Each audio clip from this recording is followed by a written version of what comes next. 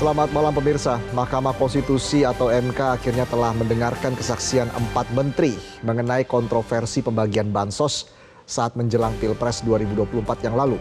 Hal ini tentu saja berdampak positif bagi para hakim konstitusi untuk lebih matang nantinya saat mengambil keputusan dalam sidang PHPU. Banyak kalangan juga menilai ini sebagai bentuk keseriusan MK untuk menangani sengketa pemilu. Inilah yang akan kami sajikan dalam editorial malam hari ini. Sidang sengketa pemilu tak sekedar basa-basi. Bersama saya, Valentinus Reza.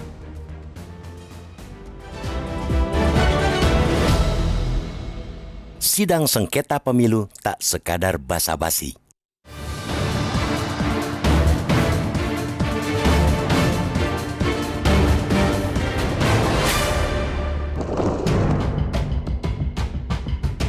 Mahkamah Konstitusi sudah mendapat banyak apresiasi dari masyarakat ketika mereka memutuskan untuk memanggil sejumlah menteri aktif di Kabinet Presiden Joko Widodo untuk bersaksi di sidang perselisihan hasil pemilihan umum atau PHPU 2024. Langkah tersebut dianggap sebagai angin segar dan memberi harapan kepada publik perihal integritas mahkamah.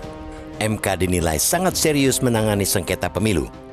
MK juga dianggap telah mengambil langkah progresif karena dalam menyidangkan sengketa hasil pemilihan presiden itu, mereka tidak sekadar terjebak pada angka-angka atau hasil yang ditetapkan KPU. MK seolah ingin membuktikan bahwa persidangan PHPU tidak cuma basa-basi, tapi juga berorientasi pada penegakan keadilan substansial dalam penyelenggaraan pemilu. Kini, apresiasi yang sama sepatutnya juga kita berikan kepada 4 menteri yang telah memenuhi undangan MK tanpa banyak drama. Kemarin, keempat menteri itu yaitu Menko Bidang Pembangunan Manusia dan Kebudayaan, Muhadjir Effendi, Menko Bidang Perekonomian, Airlangga Hartarto, Menteri Keuangan Sri Mulyani, dan Menteri Sosial Tri Risma Harini datang dan memberikan keterangan secara terbuka. Betul bahwa banyak pihak yang berpandangan skeptis sekaligus meragukan keterangan dari para menteri itu akan membawa dampak signifikan terhadap penyelesaian sengketa yang tengah disidangkan. Pasalnya, menteri adalah pembantu presiden yang secara hierarkis tidak mungkin melawan atasan mereka. Sementara salah satu basis pemikiran MK memanggil mereka ialah untuk mengorek benar tidaknya ada cawe-cawe presiden dalam penyelenggaraan pemilu 2024 terutama soal bansos. Namun anggapan itu sedikit terbantahkan melalui jawaban-jawaban menteri atas cecaran pertanyaan para hakim MK kemarin. Meski tidak terlalu membuat terang benderang, setidaknya mereka mampu menyajikan data dan akuntabilitas pembanding untuk merespons tuduhan bahwa bansos marak digelontorkan jelang hari pemungutan suara pemilu 2024 demi kepentingan pasangan calon tertentu. Dari perspektif hasil, barangkali kehadiran mereka memang tak akan banyak memengaruhi hasil sidang. Akan tetapi lihatlah tanggapan publik terhadap apa yang dilakukan MK maupun 4 menteri yang dipanggil, publik merespons positif.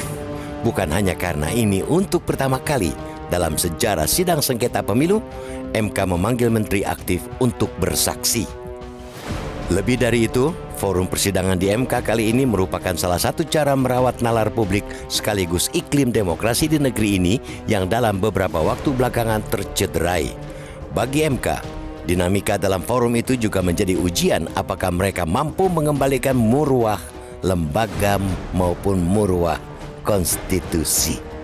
Sekali lagi, dalam konteks persidangan sengketa pemilu terkini, kita layak memberi apresiasi kepada kedua belah pihak, baik MK maupun 4 menteri yang bersedia hadir memenuhi undangan MK.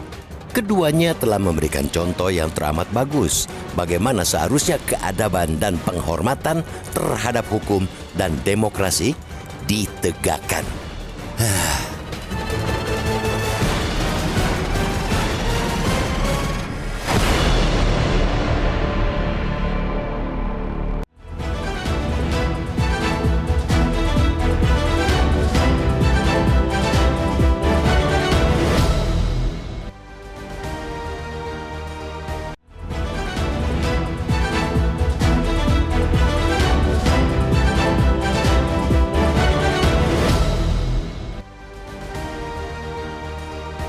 Ya pemirsa, sidang sengketa pemilu tak sekedar basa-basi. Itulah yang akan menjadi pembahasan kita pada malam hari ini. Sudah hadir di studio kami anggota Dewan Redaksi Media Group Indra Maulana. Selamat malam Mas Indra, apa kabar? Selamat malam Reza, baik. Alhamdulillah. Baik, Mas Indra, dengan kehadiran 4 menteri tadi, apakah ini menandakan keseriusan MK untuk benar-benar membongkar dugaan kecurangan pemilu selama pemilu 2024 kemarin? Ya, di kesempatan kali ini kita memang ingin mengapresiasi baik dari MK maupun 4 menteri ya. Kalau sebelumnya mungkin kita menduga apakah mungkin para menteri ini akan datang dan lain sebagainya. Karena kalau kita lihat memang sebenarnya kedatangan atau dihadirkannya menteri aktif sebagai saksi dalam sidang perselisihan hasil pemilihan umum itu ini pertama dalam sejarah di Indonesia. Kita tahu bahwa setiap pemilu dan hasilnya selalu ada perselisihan di situ dan disidangkan di MK, entah itu mulai 2004, 2009, 2014, 2019, tapi baru 2024 ini menteri aktif dihadirkan. Dan kita sangat mengapresiasi ternyata 4 menteri itu secara bersama-sama tanpa banyak drama hadir di sidang PHPU dan kali duduk ini. Bersama juga tadi kita lihat. Dan duduk bersama, menjawab secara terbuka, secara data diberikan ya. Kita belum tahu ini apakah data kemudian itu benar salah, kita di luar itu membicarakannya. Tapi paling tidak ini adalah sebuah kedewasaan dalam menghormati dan keadapan tadi disebutkan di editorial, bahwa seperti inilah yang harus dijaga di alam demokrasi di tanah air ini. Tapi juga ini Reza, kita ingin melihat bagaimana keseriusan MK dalam sidang PHPU 2024 ini. Kenapa? Karena selain pertama dalam sejarah sidang PHPU menghadirkan 4 menteri, tetapi kali ini juga MK tidak terjebak pada angka-angka tentang hasil pemilu saja. Nah, MK disebutkan di sini mampu paling tidak ini sudah mulai melakukan langkah-langkah progresif dan tanda-tandanya akan menuju kepada keadilan yang substansial tidak prosedural. Maksudnya begini, kan seringkali MK itu di salah satu kewenangannya dalam Undang-Undang Dasar 1945 yaitu memutus perselisihan tentang hasil pemilu.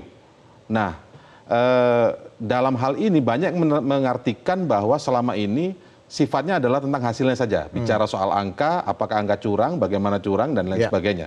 Tetapi di sini berhasil menyampaikan di pasal 24C ayat 1 Undang-Undang Dasar 1945 tentang kewenangan MK.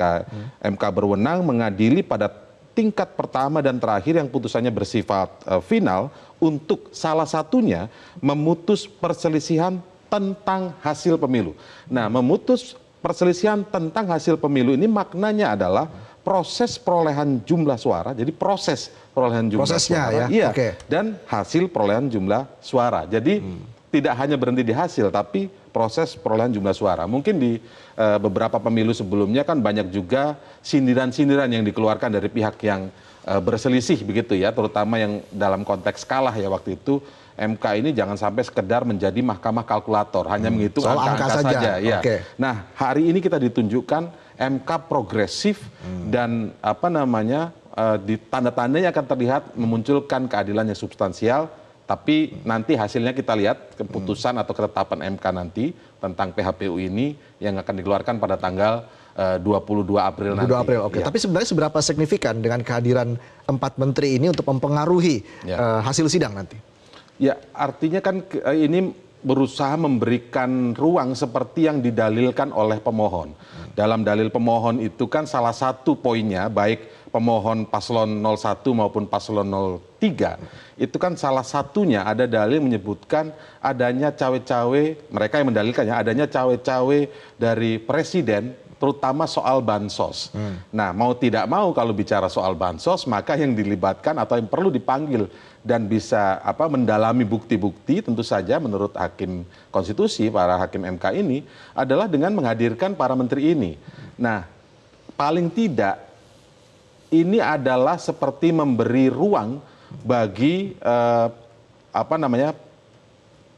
dalil para pemohon tadi itu, sehingga bukan menutup kemungkinan, sehingga mereka dihadirkan terlepas nanti apakah hasil tanya jawab tadi hari ini begitu. Iya. Itu akan kemudian menentukan pertimbangan-pertimbangan hakim, tentu saja hakim yang mengetahui pertimbangannya nanti. Ya, bagaimanapun jawaban dari para menteri ini ada yang mengatakan puas, ada juga yang tidak. Karena kan memang sudah dikatakan sejak awal bahwa hanya hakim saja yang bertanya. Ya. Jadi ini bukan masalah soal memuaskan 01 atau 03 menurut istana tadi. Tapi yang penting adalah bagaimana para menteri ini menjawab dengan lugas pertanyaan dari hakim begitu. Nanti kita bahas lebih lanjut soal itu, tapi kita harus jeda dulu pemirsa, kami akan kembali saat lagi, tetaplah di Editorial Malam.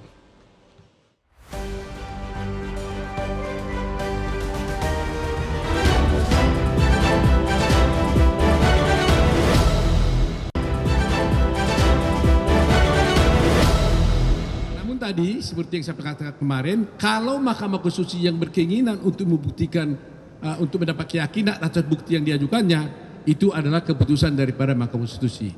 Nah tadi Mahkamah Konstitusi telah mengambil keputusan untuk mengambil beberapa orang menteri, menteri terkait untuk kepentingannya dia sendiri. Jadi dalam pemeriksaan nanti untuk hari Jumat dipanggil itu, para pihak baik pemohon maupun termohon tidak boleh nanya-nanya. Ya, ini juga sempat menjadi pertanyaan, tapi menurut Anda ini sudah tepat tidak bahwa hanya hakim saja yang boleh bertanya kepada menteri? Inilah salah satu bentuk yang progresif tadi disebutkan ya, bahwa ketika memang ada dalil yang dikeluarkan oleh pemohon, paslon 01 dan paslon 03, maka tidak mungkin ditutup untuk tidak ada ruang pembuktian itu. Nah, tetapi juga ini adalah satu langkah yang cukup baik ya oleh para hakim konstitusi ini untuk memutuskan supaya tidak terjadi debat kusir dan tidak ada juntrungnya mungkin ya. Tidak melebar. Tidak melebar dan bahkan nanti bisa kemana-mana dan tidak menjadi produktif ya. Maka hakim memutuskan untuk yang boleh menanyai karena akan menggali bukti-bukti tadi kan yang menguatkan dalil tersebut apa tidak gitu. Adalah hakimnya. Dan kalau kita simak memang pada hari ini pertanyaan-pertanyaan para hakim konstitusi ini juga pertanyaan-pertanyaan yang memang menggali, pertanyaan-pertanyaan yang tajam menggali, dan para menteri pun tadi menjawab juga secara terbuka. Ini yang yang seperti ini yang kita apresiasi ya. Jadi sudah cukup mewakili dari pemohon ya, pertanyaan-pertanyaan diajukan oleh hakim. Nah itu mungkin para pemohon yang akan bisa merasa terwakili atau tidak. Tapi paling tidak pertanyaan-pertanyaannya itu sesuai dengan ketika ada yang mendalilkan maka ditanyakan. Benarkah seperti ini? Apakah memang salah satunya misalnya perencanaan APBN untuk bansos tadi kan terutama lebih kepada bansos ya. Seperti sudah ditetapkan ataukah ada kenapa ada angka sekian dan lain sebagainya. Nah itu kan memang yang juga di luar pemohon menjadi pertanyaan-pertanyaan sebagian publik juga. Dan tidak normatif lah paling tidak. Jadi para hakim ini paling tidak tadi tidak normatif dalam melakukan pertanyaan-pertanyaan. Pertanyaan-pertanyaannya bersifat menggali dan sesuai yang dibutuhkan untuk membuktikan apakah dalil-dalil yang dimohonkan oleh para pemohon ini masuk akal, benar atau tidak gitu. Ya, jadi wajar 01, 03 misalnya tidak puas begitu, karena kan ini jawaban dari 4 menteri ini untuk memuaskan hakim sebenarnya kan, seperti itu kan. Ya, konteksnya sih memang lebih kepada bukan untuk memuaskan hakim, tetapi memang hakim ingin mencari kebenaran yang atau keadilan yang substansial tadi. Dengan melakukan melakukan mengundang para menteri dan lain sebagainya, ini artinya dia sudah keluar dari jebakan tadi yang saya bilang, keluar dari soal kewenangan hanya berkutat soal angka-angka saja. Jadi tidak bicara soal paslon ini mendapat angka sekian, letak kecurangan di mana, di daerah mana, apakah ada TSM atau tidak gitu. Tapi ini sudah sampai ke situ. Artinya kan ini sudah proses. Ya. Nah, apakah puas atau tidak, tentu masing-masing punya jawaban masing-masing. Di paslon 02 yang dalam konteks hari ini termohon mungkin ya, atau yang terkait begitu ya, itu kan tentu memiliki jawaban sendiri lagi. Disebutkan kehadiran menteri tidak penting tadi kan begitu. Sementara yang memohonkan merasa penting, apakah puas atau tidak puas, itu saya belum mendengar tuh soal apakah mereka puas atau tidak puas. Oke. Nah ini yang menarik juga nih Mas Indra, soal Hakim MK Arief Hidayat ini mengatakan Pilpres kali ini lebih hiruk pikuk. Nah, tapi soal takarannya ini menurut Anda seperti apa nih? Pilpres kali ini lebih hiruk pikuk. Itu yang disampaikan Hakim Arief yang kalau kita simak tadi itu memang lebih kepada memberikan background ya, memberikan background kenapa para menteri ini awalnya dihadirkan kan itu, memberikan background dan lain sebagainya, juga menyinggung soal etiket tadi dan disampaikan juga kan oleh Pak Hakim Arief. Nah, itulah yang kemudian ingin menggali soal yang didalilkan tadi oleh para pemohon. Jadi dengan memberikan background tadi, menurut menurut kami bahwa di situ sudah betul memang apa yang disampaikan oleh hakim, makanya sifatnya tidak normatif, menggali betul-betul bahkan memberikan background kenapa mereka ada di sini, kenapa dihadirkan saat ini sesuai dengan apa yang didalilkan oleh para pemohon, sehingga mereka ada di sini untuk menjawab secara terbuka, transparan, dengan memberikan yang kenyataannya seperti itu. Baik, dan juga kami akan hadirkan polling terkait dengan tema editorial malam kita hari ini, tapi usai jeda, tetaplah di editorial malam.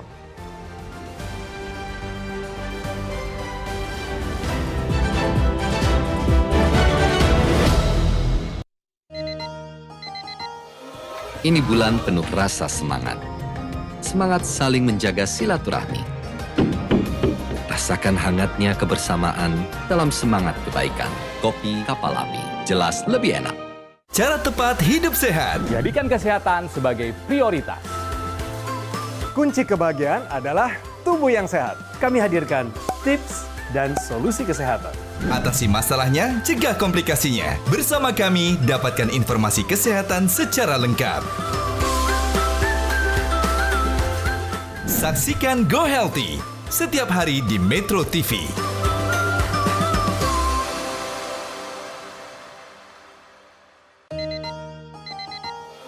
Ini bulan penuh rasa semangat. Semangat saling menjaga silaturahmi. Rasakan hangatnya kebersamaan dalam semangat kebaikan. Kopi Kapal Api, jelas lebih enak.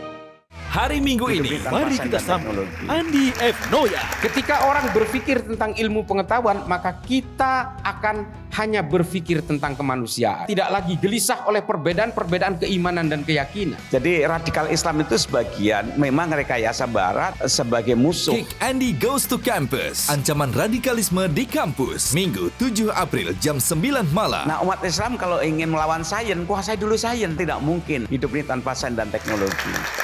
Selamat pagi Indonesia. Senin hingga Sabtu jam 8 pagi.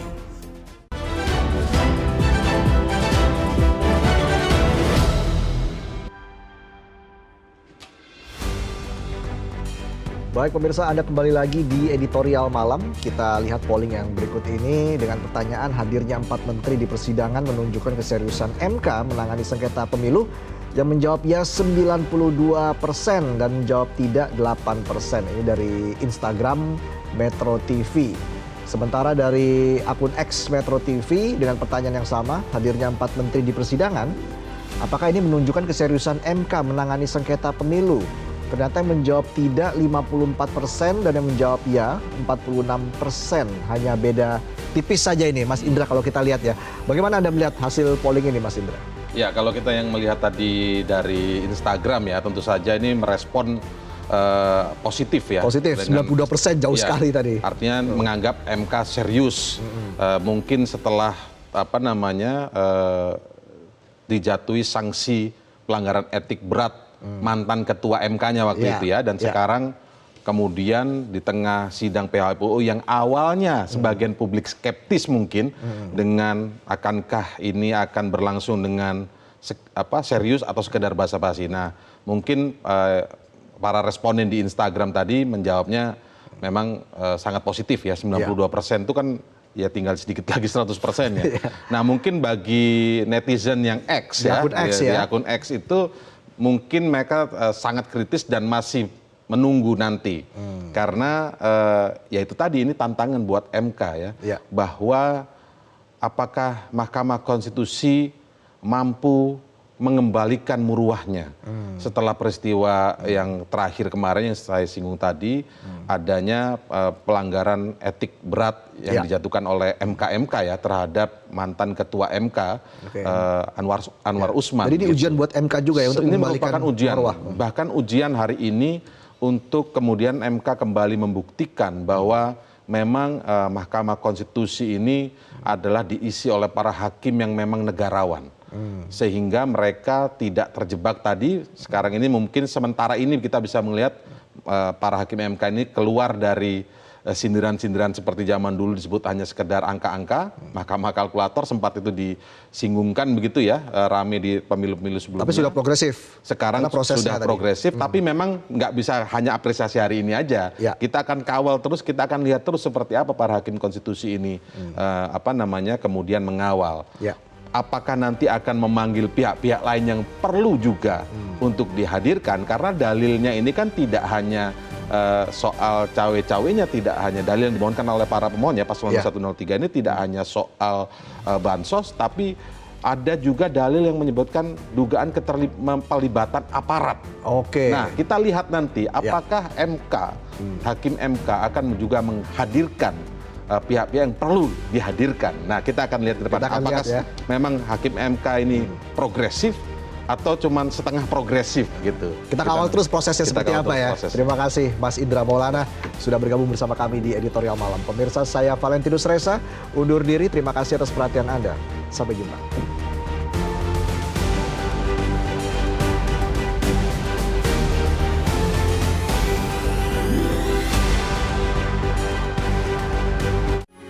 Metro TV. Jelajahi cara baru mendapatkan informasi. Download Metro TV Extend sekarang.